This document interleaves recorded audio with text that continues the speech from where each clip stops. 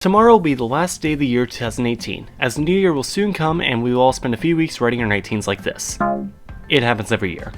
But New Year's doesn't always have to come just after the winter solstice.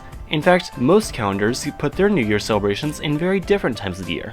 So, in what seems to be my annual holiday tradition of talking about other calendar systems, let's look at some of the other New Year celebrations from around the world.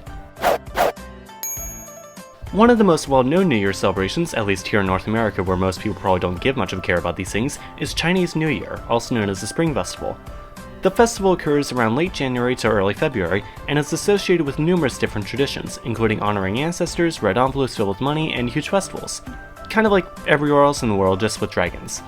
From a non-Chinese perspective, Chinese New Year also frequently brings up the Chinese Zodiac, based on assigning different years to a cycle of 12 different animals of 5 different elements and either yin or yang energies. By the way, 2019 will be the year of the Yin Earth Pig. Chinese New Year is popular both in China and in Chinese communities all across East and Southeast Asia, the Americas, Europe, and other areas around the world, and in fact has also inspired New Year celebrations in Tibet, Korea, and Vietnam. Rosh Hashanah is the Jewish New Year, and is celebrated around September on the first day of the month of Tishrei. Confusingly though, while Tishrei marks the beginning of the civil year, it is actually the 7th month of the year, with the first month being Nisan, which is in spring and has Passover and all that. Nisan comes first because it marks the anniversary of when the old G-D created Adam and Eve. Perhaps the most well-known symbol of Rosh Hashanah is the shofar, a musical horn made out of ram's horn.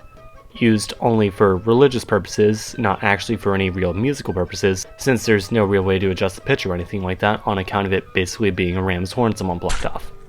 The Islamic New Year works slightly differently.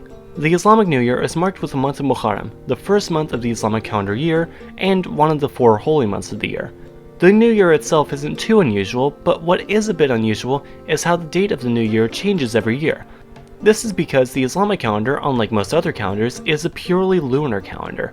So while it does follow the cycles of the moon, it doesn't align itself to the seasons, so it falls back with every passing 354-day year.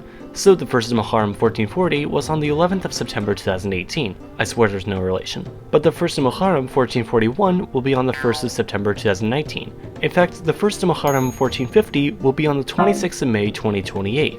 So the Islamic calendar is really kind of objective when it comes to what season New Year's, or any holiday, happens in. Which is also why Islam doesn't have a winter solstice holiday. Nowruz is the Persian New Year, celebrated all across Central and Southwest Asia, not just Iran, and is celebrated on the spring equinox, usually the 21st of March. Nowruz marks the first day of the year of the Persian calendar, meaning Iran effectively uses 3 calendars: the Persian calendar for tradition, the Islamic calendar for religious purposes, and the Gregorian calendar for dealing with us annoying tourists. The origins of the holiday aren't quite clear, but are rooted in Zoroastrianism, and date back more than 2,000 years.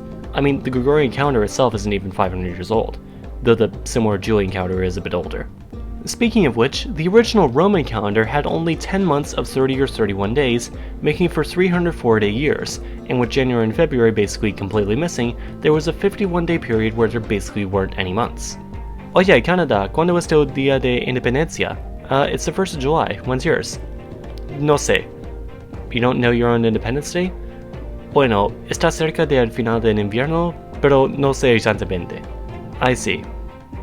Sorry about that. But then Julius Caesar, or Julius Caesar if you want to be proper, went to Egypt and liked what they had, and reformed the calendar after their system, creating the Julian calendar. However, in Egypt still exists the Coptic calendar, and their New Year celebration, Nowruz. Nowruz, whose name does in fact come from that of Nowruz, is a feast celebrated by the Coptic Orthodox Church of Egypt in commemoration of various martyrs and confessors, and is generally celebrated on the 11th of September, which is also the same date as the Ethiopian New Year and Kutatash, though each of them will move to the 12th if it's a leap year in either one of their respective calendar systems. Of course, most of these calendar systems are used traditionally, though some are actually used for day-to-day affairs, and not just in places like Iran. Israel also essentially uses both the Gregorian and Hebrew calendars, and Saudi Arabia would probably much prefer to run on the Islamic calendar. Though doing that in the modern world is kind of like trying to use the metric system in America. You're definitely going to have to work for people to understand the measurements you're making. Of course, most of these celebrations are used out of tradition, and Gregorian New Year's is generally still celebrated, at least in most parts of the world. However, the point of this video was really to show how New Year's celebrations don't always have to be in the depths of winter, and in fact in the case of the Islamic calendar, don't even have to correspond with any seasonal changes. Thank you as always for watching this video, and be sure to give it a like if you liked this video, and give it a dislike if you didn't, I guess. Also be sure to check out the KhAnubis subreddit over at r/KhAnubis, and subscribe to learn something new every Sunday.